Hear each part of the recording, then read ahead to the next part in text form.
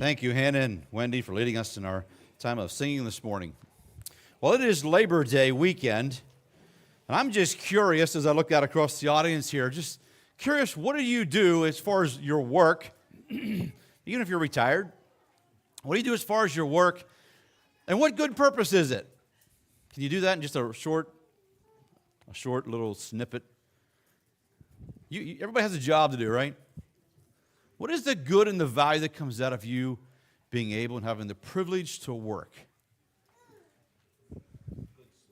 Good sleep. I like that. I like that answer. That's actually very biblical. A working man's sleep is sweet. That's a proverb. Satisfaction. Good. The rest of you just punch the clock and go home? What? Earn a living. That's a good thing. It's a biblical thing. Service. That's a good answer. Service. Help others, yes. Goes beyond the paycheck. What good's cleaning house? I'm retired. Order. That's good, yeah. Raising puppies to make others happy. Make others happy. That's good service. Yeah, that's good. I trust there's something more in your life than just getting up, doing your thing, and going home. All right? Self-fulfillment. Yeah, it's good to work and do something well. It's good. Anybody else? Anything spiritual going on at your workplace?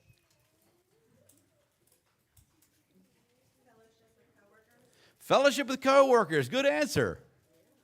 That's valuable. Teach people through it. Yeah. Work can be a lesson. That's great. That's good.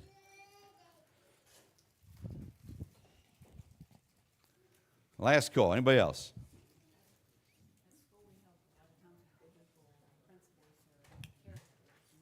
Yeah. Biblical teaching and biblical lessons through education. Yeah. I believe my week pretty much encompassed everything you just said as a pastor. I was at different situations this week. It was a very busy week, good week. Nothing wrong with the week. Busy can be good. But just recognizing people, the fellowship of believers is a big one that really caught my attention. We were at a viewing this week, and we were at Jason's thing on Friday nights, just the fellowship of believers, encouraging one another, praying one for another, and on and on. We have little people running these aisles all week long, and helping little children and teenagers, and just the fellowship of teachers, and busy place it is here. And but good, work can be good as you have a chance to serve people. So whatever you do for a living, whatever you do for a job, or what your responsibilities are, look at life in a spiritual aspect. There's more to what you do than just going to work. So I want to begin. I'm going to be in 1 Corinthians 14 here after a bit, just for kind of the base of my message today. But today I want to talk about going from chaos to order. There's a verse in Isaiah 55, verse 2, and it says this: "You spend money for what isn't bread, and you labor for what does not satisfy." It kind of sounds like the summation of those who just go to work and come home and spend their money. And we find a lot of people in the culture of America today, because we're in a blessed country, but we do exactly this. We spend money for what you can't eat. It's not bread. And we labor for what does not satisfy.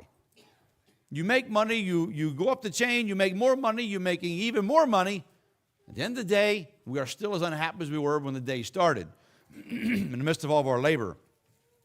Kind of the purpose of today's message is in this Labor Day weekend is just to stop and examine again, why do I go to work? Why do I labor for what I do in a day's time, in a week's time?